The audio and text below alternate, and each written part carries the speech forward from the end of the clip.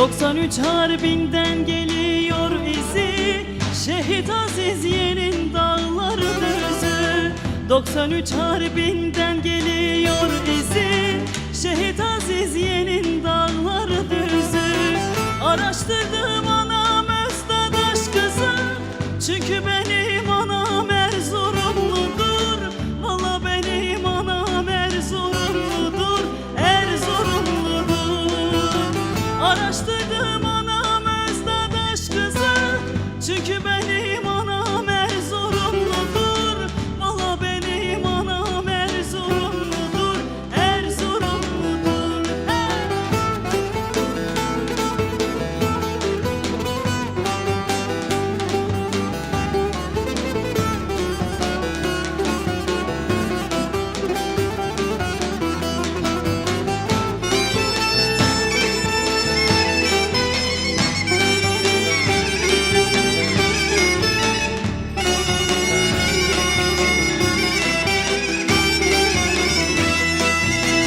Benim anam analardan baş idi, şehit vermiş iki gözü yaş idi.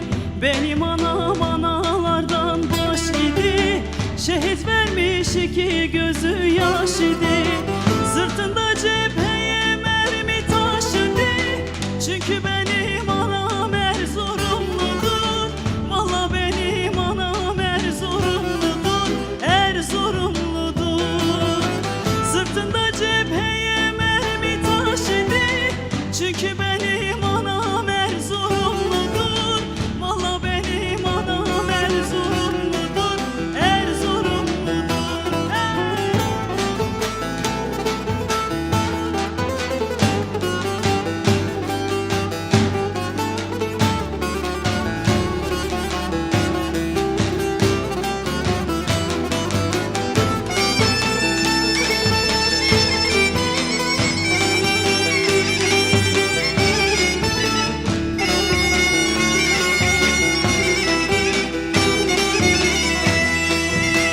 Yarenin